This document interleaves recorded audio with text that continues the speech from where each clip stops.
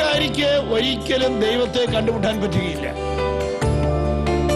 ഒരു കൂട്ടര് ജീവിതത്തിൽ ബലഹീനരാണെന്ന് അറിയുന്നവര്, മറ്റവര് അറിയാൻ പോകുന്നവര്.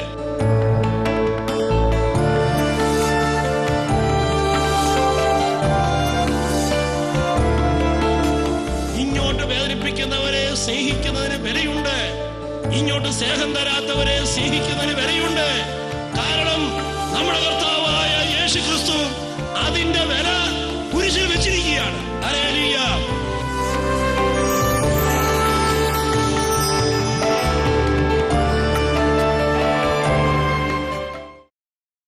Hallelujah. Hallelujah. Hallelujah. Hallelujah. Hallelujah. Hallelujah. Hallelujah. Hallelujah.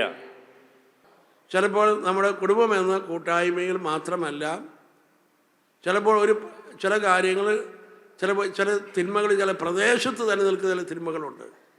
ആ പ്രദേശത്തെ ജനത ഒരുമിച്ച് കൂടി പ്രാർത്ഥിക്കണം.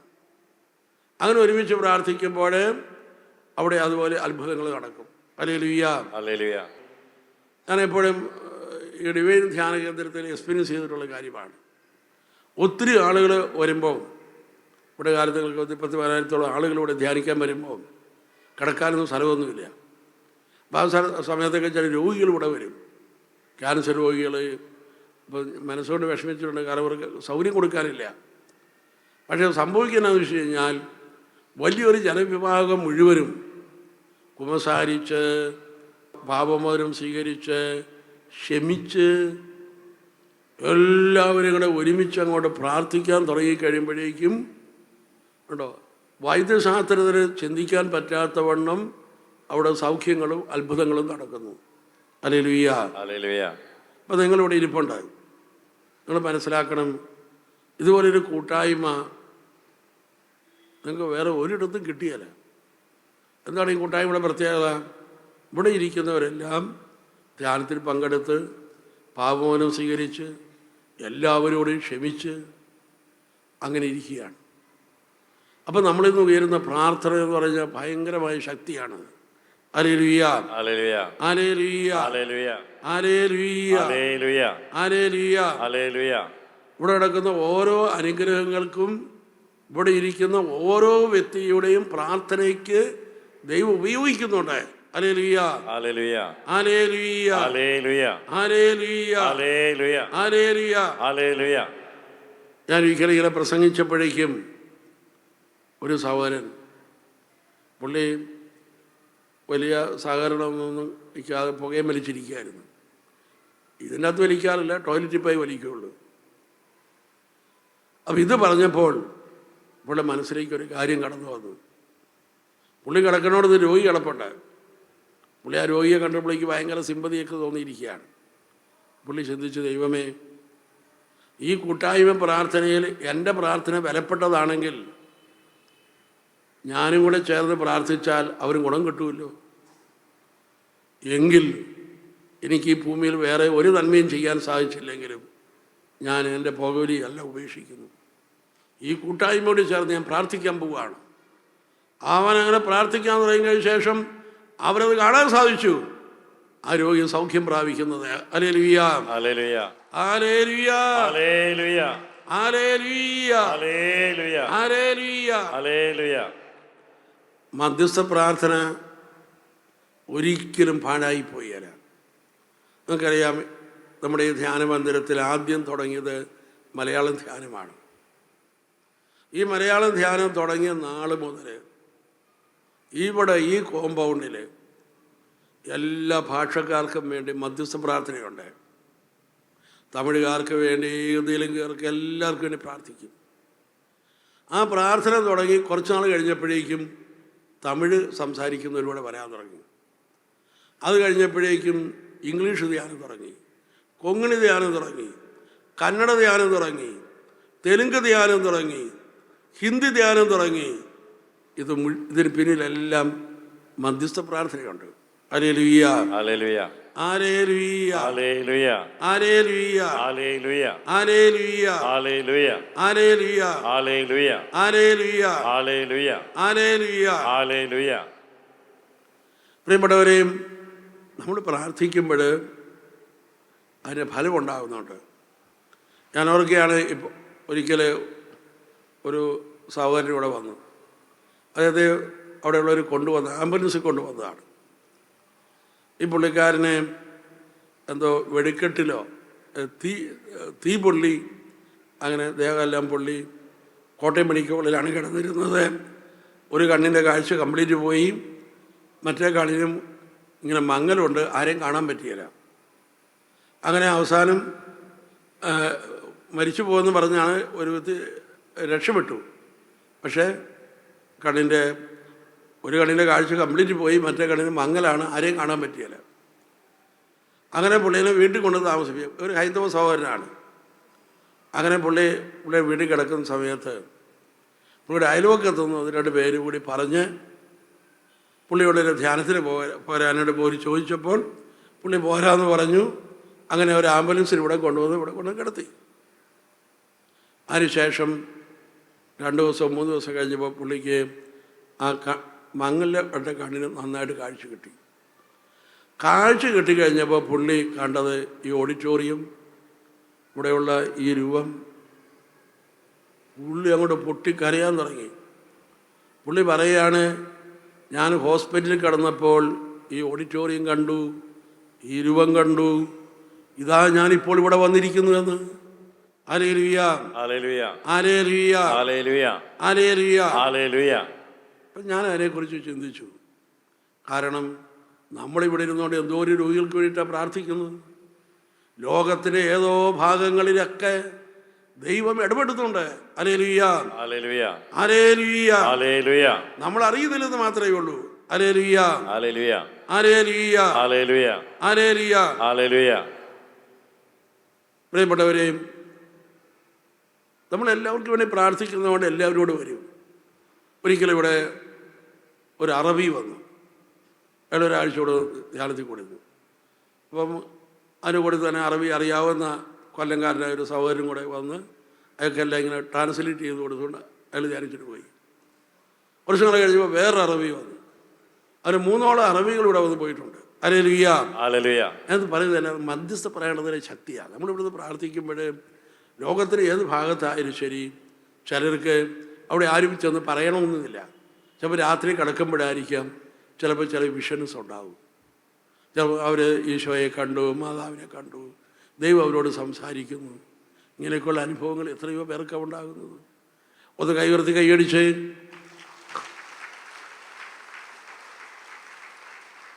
Hallelujah, hallelujah. പ്രിയപ്പെട്ടവരെ, ഇപ്പോൾ പരസ്പരം മനസ്സിലാക്കുക എന്നത് നമ്മുടെ കുടുംബജീവിതത്തിലെ ഏറ്റവും പ്രധാനപ്പെട്ട ഒരു ഘടകമാണ്. ഇത് നമ്മുടെ കുടുംബത്തിൽ ഏറ്റവും കൂടുതലായിട്ട് ഉയരുന്ന ഒരു പരാതിയാണ്. ഭാര്യ പറയലെ മനസ്സിലാക്കുന്നില്ല, ഭർത്താവ് പറയലെ മനസ്സിലാക്കുന്നില്ല. എന്താ ഈ മനസ്സിലാക്കുക എന്നാൽ?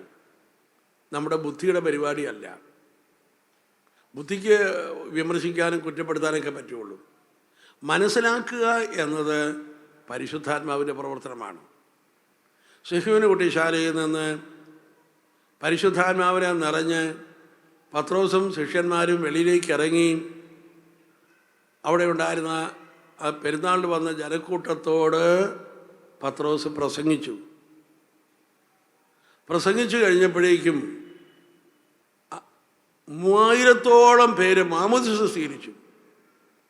പത്രോസ് പറഞ്ഞത് അവർക്കെല്ലാം മനസ്സിലായി. ഈ കേട്ടുകൊണ്ടിരുന്ന ആളുകളോ വിവിധ ഭാഷ സംസാരിക്കുന്നവർ വിവിധ രാജ്യങ്ങളിൽ നിന്ന് വന്ന യഹൂദന്മാരാണ്. അപ്പോൾ നമ്മൾ മനസ്സിലാക്കുക, ഭാഷയ്ക്ക് അതീതമായി ഇതാ പരിശുദ്ധാത്മാവാണ് മനസ്സിലാക്കാനുള്ള അനുഗ്രഹം തരുന്നത്. അവിടെ ഭാര്യയും ഭർത്താവും പിള്ളേരും കൈകോർത്ത് പിടിച്ചുകൊണ്ട് എല്ലാ ദിവസവും പ്രാർത്ഥിക്കണം. പരസ്പരം മനസ്സിലാക്കാനുള്ള കൃപ തരണമേ, അതിനുള്ള പരിശുദ്ധാത്മാവിനെ അയക്കണമേ എന്ന് പ്രാർത്ഥിക്കണം. Hallelujah, hallelujah. ഈശോ കുരിശിൽ കിടക്കുകയാണ്. കർത്താവിൻ്റെ ശരീരം മുഴുവനും മുറിവാണ്. ശത്രുക്കൾ അപ്പോഴും ഈശോയ്ക്കെതിരായിട്ട് പരിഹാസവും ആക്രോശവും ഉയർത്തിക്കൊണ്ടിരിക്കുകയാണ്. ഈശോ പ്രാർത്ഥിച്ചു, പിതാവേ, ഇവർ ചെയ്യുന്നത് എന്താണ് എന്ന് ഇവർക്കറിയില്ല, ഇവരോട് ക്ഷമിക്കണമേ. തന്നെ ഉപദ്രവിച്ചുകൊണ്ടിരിക്കുന്ന വ്യക്തികളെ ഈശോ നിരപരാധികളായി കാണുന്നു. ഇത് മനസ്സിലാക്കുന്നതിൻ്റെ ഒരു മുന്തിയ രൂപമാണ്. ഒരു വ്യക്തിയെ നമുക്ക് മനസ്സിലാക്കണമെങ്കിൽ ആദ്യം ആ വ്യക്തിയെ നിരപരാധിയായി കാണാൻ കഴിയുന്ന ഒരു സ്റ്റേജിലേക്ക് വന്നാൽ മാത്രമേ നമുക്ക് ആ വ്യക്തിയെ സഹായിക്കാൻ പറ്റുള്ളൂ. Price the Lord. Hallelujah. Hallelujah. Hallelujah. Hallelujah. Hallelujah. Hallelujah. Hallelujah. Hallelujah. അപ്പോൾ ഒരു വ്യക്തിയെ നിരപരാധിയായിട്ട് കാണാൻ കഴിയുന്ന സ്റ്റേജിലേക്ക് വരുമ്പോഴാണ് നമുക്ക് ആ വ്യക്തിയെ എങ്ങനെ സഹായിക്കണം എന്നതിനെക്കുറിച്ചുള്ള വെളിപ്പെടുത്തൽ കിട്ടുക. ഒന്ന് കൈയുയർത്തി കൈയടിക്കുക. Praise the Lord. സ്ത്രീ പുരുഷ വ്യത്യാസം ഏറ്റവും പ്രകടമായി നിൽക്കുന്നത് നമ്മുടെ തലയിലാണ്. ഒരാൺകുട്ടി ഈ ഭൂമിയിലേക്ക് പിറന്നു കഴിഞ്ഞാൽ നമ്മുടെ തലയുടെ ഇടതും വലതും തമ്മിൽ ബന്ധിപ്പിക്കുന്ന കോർപ്പസ് കൊളോസം എന്ന് പറഞ്ഞ ടണല് അങ്ങ് ചുരുങ്ങിപ്പോകും. അതുകൊണ്ട് പുരുഷന്മാരുടെ തലയുടെ ഇടതും വലതും തമ്മിലുള്ള കണക്ഷൻ വളരെ കുറവാണ്. എന്നാൽ ഒരു പെൺകുട്ടിയാണ് ഈ ഭൂമിയിലേക്ക് പിറക്കുന്നതെങ്കിൽ അവരുടെ തലയുടെ ഇടതും വലതും തമ്മിൽ ധാരാളം കണക്ഷനുണ്ട്. അതുകൊണ്ട് ഒരു പുരുഷൻ ഒരു പ്രശ്നത്തെ സമീപിക്കുന്ന രീതിയും ഒരു സ്ത്രീ ഒരു പ്രശ്നത്തെ കാണുന്ന രീതിയും തമ്മിൽ വ്യത്യാസമുണ്ട്. ഹല്ലേലൂയ. ഹല്ലേലൂയ. ഹല്ലേലൂയ. ഹല്ലേലൂയ. ഒരു പ്രശ്നത്തെ എങ്ങനെയാണ് കൈകാര്യം ചെയ്യുന്നത്, ആ രീതിയിൽ വ്യത്യാസമുണ്ട്. ഇപ്പോൾ ഉദാഹരണമായിട്ട് പറഞ്ഞാൽ ഒരു വീട്ടിൽ പ്രശ്നമുണ്ട്. പക്ഷേ ആ കുടുംബനാഥന് വേണമെങ്കിൽ ആ പ്രശ്നത്തെ അങ്ങോട്ട് മറന്നിട്ട് ജോലിയിൽ കോൺസെൻട്രേറ്റ് ചെയ്യാൻ കഴിയും. കാരണം ഈ കണക്ഷൻ കുറവായതുകൊണ്ട് ഒരു ഭാഗം മറന്നിട്ട് മറ്റേ ഭാഗത്ത് കോൺസെൻട്രേറ്റ് ചെയ്യാൻ കഴിയും. അതാണ് പുരുഷൻ്റെ തലയുടെ പ്രത്യേകത. അപ്പോൾ വീട്ടിലെ കാര്യം മറന്നിട്ട് അയാൾ ജോലി ശ്രദ്ധിക്കുന്നു, അല്ലെങ്കിൽ അതിന് ക്ലബ്ബുകളിൽ പോയിരുന്ന് വർത്തമാനം പറഞ്ഞ് അവിടെ മുഴുങ്ങുന്നു, അല്ലെങ്കിൽ 2 ദിവസം മാറി നിന്ന് അല്ലെങ്കിൽ വേറെ ആരുമായിട്ടെങ്കിലും വായുവൊക്കെ അടിച്ച് അങ്ങനെ വേറെ ഒരു കാര്യത്തിൽ ശ്രദ്ധിച്ച് മറ്റേ കാര്യം മറക്കുന്നു. ഹല്ലേലൂയ. ഹല്ലേലൂയ. ഇത് ആണുങ്ങൾക്ക് സാധിക്കുന്ന കാര്യമാണ്. എന്നാൽ ഒരു സ്ത്രീക്ക് ഇത് സാധിക്കുകയില്ല. അപ്പോൾ ഒരു സ്ത്രീകൾ പിന്നെ അവരുടെ പ്രശ്നത്തെ എങ്ങനെ കൈകാര്യം ചെയ്യും? അവർക്കത് കൈകാര്യം ചെയ്യുവാൻ ഒരൊറ്റ മാർഗമേ ഉള്ളൂ. അവരെ മനസ്സിലാക്കുന്ന വ്യക്തിയോട് ഷെയർ ചെയ്യുക. അങ്ങനെയാണ് ഈ ബയോളജിക്കൽ സിസ്റ്റം ദൈവം വെച്ചിരിക്കുന്നത്. ഹല്ലേലൂയ. ഹല്ലേലൂയ. ഷെയർ ചെയ്യുക. ഷെയർ ചെയ്താണ് ഒരു സ്ത്രീ തൻ്റെ മാനസിക ആരോഗ്യത്തെ നിലനിർത്തുന്നത്. Price the Lord. ഇപ്പോൾ ഒരു ഭാര്യ അവൾ ഭർത്താവിനോട് പറയുമ്പോൾ തന്നെ അവൾ ഫ്രീ ആയി. ഒരു ഭാര്യ എന്തോരം കിടന്ന് കഠിനാധ്വാനം ചെയ്താലും അധ്വാനം ചെയ്ത കാര്യമൊക്കെ അവളൊന്ന് പറഞ്ഞു കഴിയുമ്പോഴേക്കും അവൾക്ക് അതിന് ക്ഷീണമൊക്കെ പോയി. ഷെയർ ചെയ്താണ് ഒരു സ്ത്രീ തൻ്റെ മാനസിക ആരോഗ്യം നിലനിർത്തുന്നത്. അപ്പം അതുകൊണ്ട് ഭർത്താക്കന്മാർ മനസ്സിലാക്കുക, ഒരു ഭർത്താവ് എത്ര നല്ല മനുഷ്യനായാലും എത്ര വിശുദ്ധനായാലും ഭാര്യയെ കേൾക്കുവാൻ കുടുംബത്തിൽ സമയം മാറ്റിവെക്കുന്നില്ലെങ്കിൽ അവൻ്റെ കുടുംബം ഒരു നരകമായി മാറും. കാരണം ഒരു സ്ത്രീയുടെ മാനസിക ആരോഗ്യം ഇരിക്കുന്നത് ഷെയറിങ്ങിലാണ്. ഒന്ന് കൈയുയർത്തി കൈയടിക്കുക.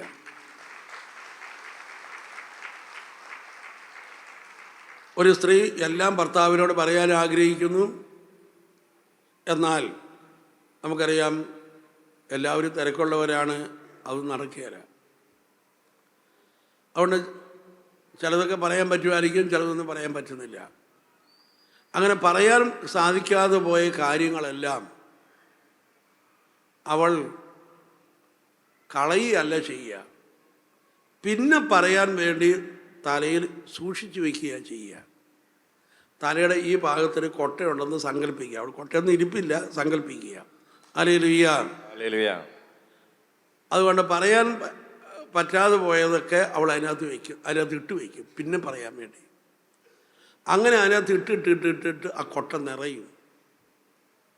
അങ്ങനെ നിറഞ്ഞിരിക്കുന്നൊരു സമയത്തായിരിക്കും വീട്ടിൽ എന്തെങ്കിലും ഒരു ചെറിയ പ്രശ്നം ഉണ്ടാകുന്നത്, ചെറുത്.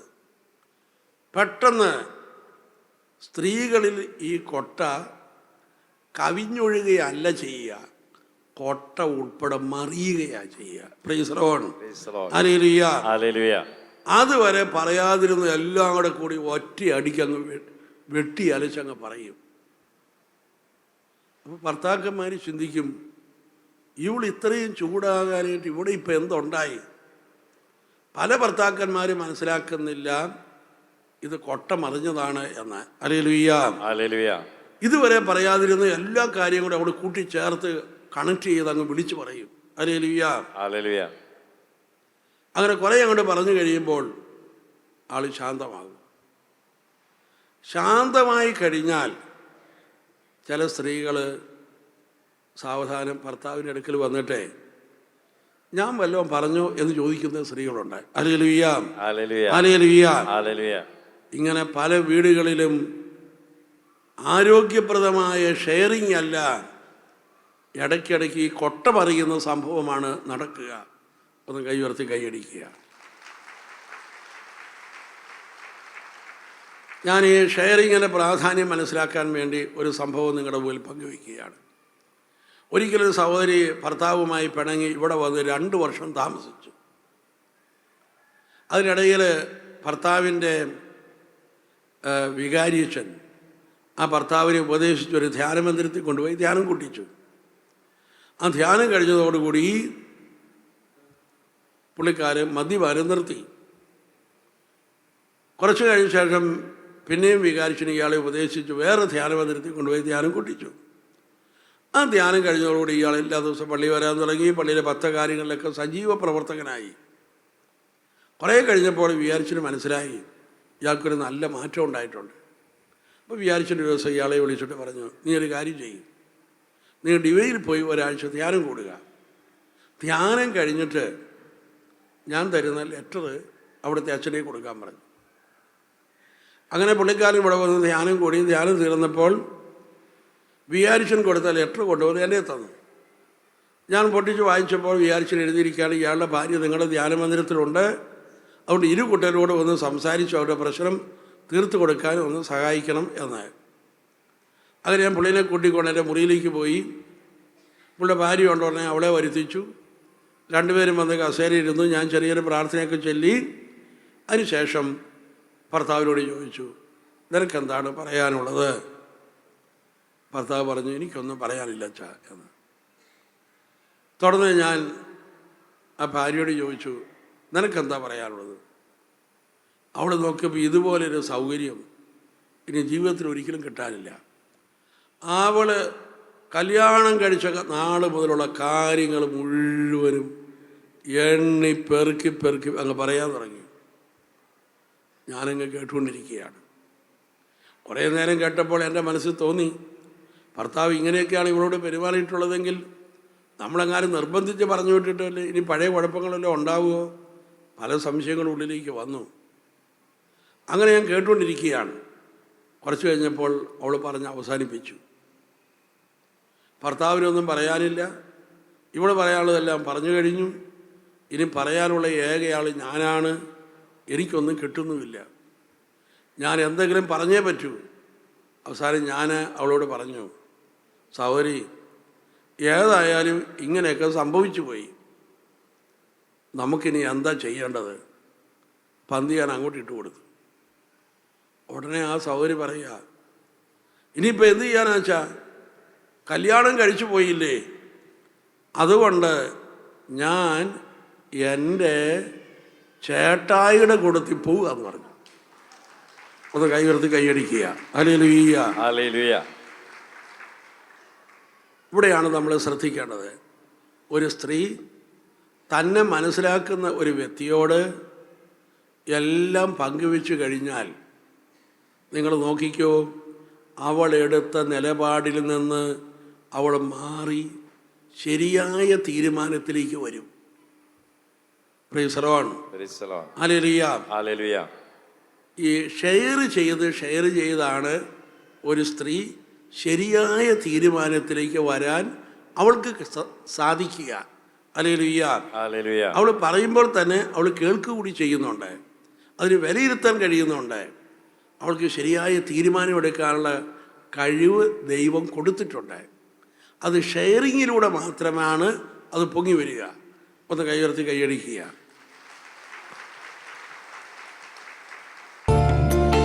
അഹങ്കാരിക്ക് ഒരിക്കലും ദൈവത്തെ കണ്ടുമുട്ടാൻ പറ്റുകയില്ല. ഒരു കൂട്ടര് ജീവിതത്തിൽ ബലഹീനരാണെന്ന് അറിയുന്നവര്, മറ്റവര് അറിയാൻ പോകുന്നവര്.